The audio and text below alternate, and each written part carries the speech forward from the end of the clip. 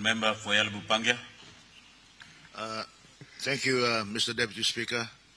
Thank you for giving me the opportunity to contribute to this debate. But firstly, let me acknowledge the presence of the Vice President of ABG and his delegation, and of course the mothers of Bougainville who are here with us today. Thank you for your presence in this honorable House.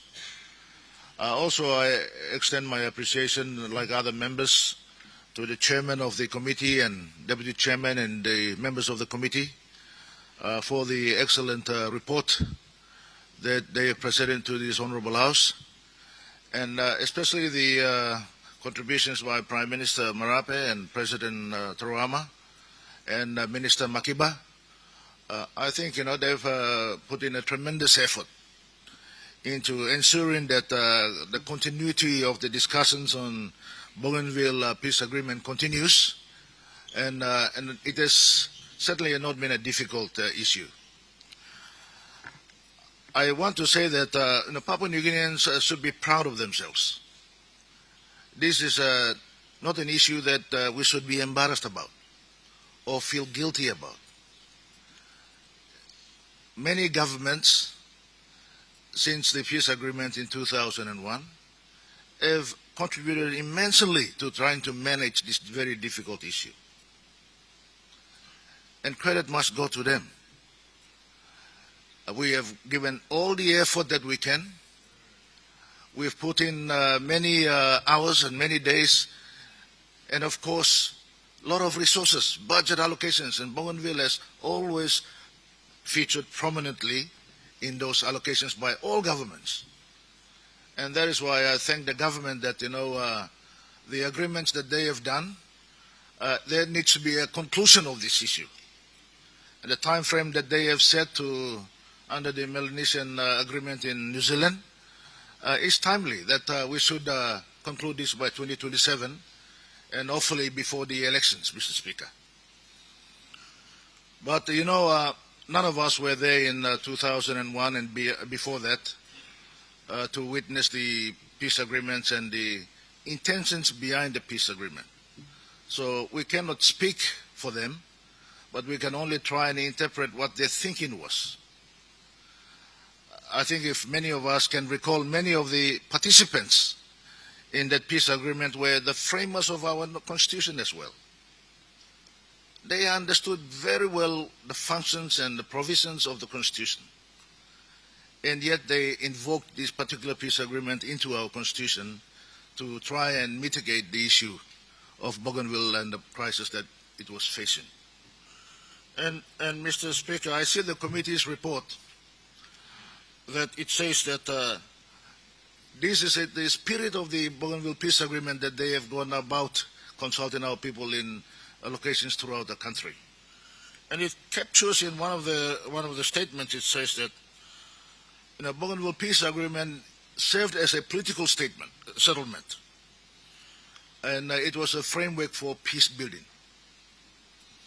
But it goes further on to emphasize that it was all about reconciliation, partnership, and inclusiveness. And that was the balance that it was seeking, this peace agreement was seeking.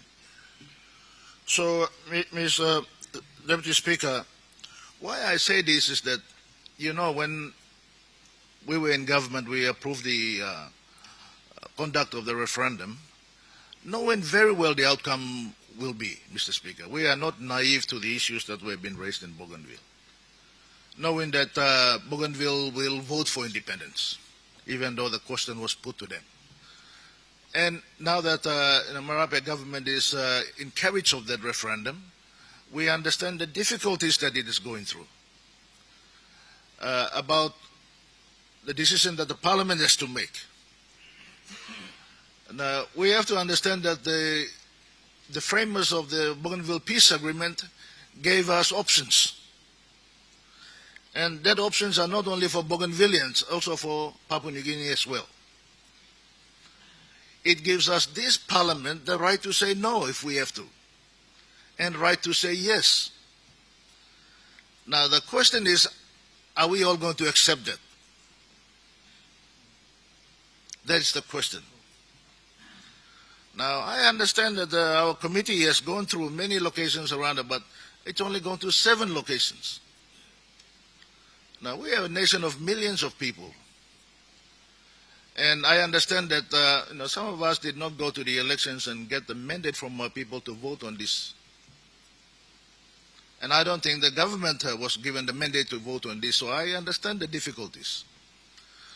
So I think, if we say that we must have a few more weeks or months to try and get some kind of consultation with our own people going, is, again, a genuine call. And I think that, the framers of the Constitution also know very well any referendum put forward under the Constitution has got to go to the entire country. And that did not happen in the Bougainville case because of the Bougainville Peace Agreement, and that is understandable. But that peace agreement also gave this parliament, which represents the entire country, an opportunity to consult its people. And we have done it through the committee, but going to 7 locations does not give us a clear picture of what our people want, but it guides us. And the report suggests to me that our people's wish is very clear. Through the committee, they are saying that they want peace and stability. And that is the same message we are getting from the Bougainville Peace Agreement. And they want constitutional process. We must follow the Constitution. And Constitution rightly says the final decision is of this Parliament. And I am hoping that, that everyone will respect the decision of the Parliament. And of course, we are yet to find out when the Parliament makes the decision either way. Our people are saying that, what are the future arrangements? This is what the committee's report is saying. So I just want to put to our House that, let us listen to what our people are wanting. And if we give clarity to that, the decision will be easier. We are all emotionally attached to this issue about Bougainville, and some of us have got our own personal decisions that we can make. But I'm not here representing myself. I'm here representing my people. My people need to give me that assurance that after my consultation that I am making the right decision that they want. So I think that, having Bougainville as part of the referendum decision and moving forward, we need to also understand that this particular vote or decision that the Parliament will make has greater ramifications for the country, our country as a whole, going forward. Now, aspirations for self-determination is not only for Bougainville, it's not isolated to Bougainville. There are some other provinces and ethnic groupings in the country are aspiring for the same thing. Now, how does the leaders in Parliament manage that? And I think the relationship with Bougainville going into the future as our consultation process is demanding. We have Bougainvilleans who are married to Papua New Guineans, Papua New Guineans who are married to Bougainvilleans. We've got grandchildren and families everywhere. While there may be some clarity given in the Bougainville Constitution, the rest of the country does not know. How are they going to be treated? How is their citizenship going to be affected? How is their economic well-being is going to be affected? So these are questions still outstanding. I am not putting this forward to defer debate or defer the vote, Mr. Speaker.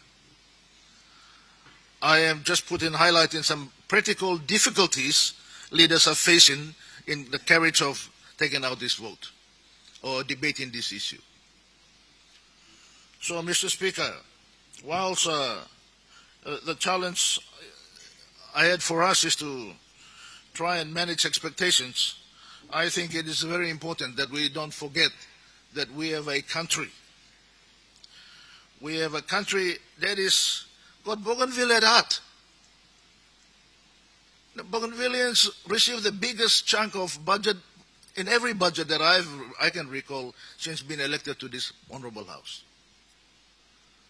But to say it for a fact, I am also equally very disappointed about management of that funds as well. There is no comfort given to me that it has been managed well. Issues about disarmament and arms disposal, that has not been completed to the satisfaction of the rest of us, or rest of the country, or to the Bougainvilleans themselves. There's rule of law in question. Economic well-being is in question. And yet, we put our political debates ahead of this. So, Mr. Speaker, I think, it's only fair to the nation that sometimes the nation been procrastinating on decisions like that. It is finding itself in a difficult position. It's not an easy decision to just stand up here and take a vote. And I urge all members of parliament to give consideration to the well-being of our nation into the future. We are not going to be here, and the framers of both the Constitution and the Bougainville Peace Agreement is very clear in their thinking. They want this country to remain united. They want Bougainville to have some self-determination. And we must find a balance. And the balance is there that you have framed it in New Zealand in 2025 in June, what you call a Melanesian agreement. The opportunities are there for you to frame it. Melanesians are not only in Papua New Guinea and Bougainville. They are across the border. They are in Solomons and Vanuatu and Fiji. This may be giving you a greater opportunity for greater question as to how you can frame them into this picture. You look at other countries around the world, they're getting closer, they're not dividing. European Union has become a powerhouse because they are together, economic powerhouse. And trying to go alone sometimes is okay, but it is an uphill battle. So the Melanesian agreement framed in New Zealand also gives you an opportunity. It says about greater potential for Melanesian and existence in Melanesian countries. Now, there are some answers in there somewhere that I think our thinkers and advisors need to find a way that, fair enough, if Bougainville gets independence, how are we going to coexist? Some of these questions need to be answered. Some of these questions need to be settled before we take a vote. Otherwise, we take a vote, and once the vote is taken, you have no say.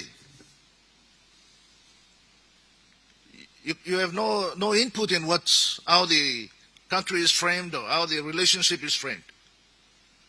So, Mr. Speaker, I urge that we give members a little bit of time, and I am grateful that the minister stated that he will bring in the question of the orders, sessional orders, to Parliament next week. That gives us a bit of time to consult some of our electorates, and especially our council presidents and their councillors. They've just recently been elected, so hopefully we can be able to get some guidance from them.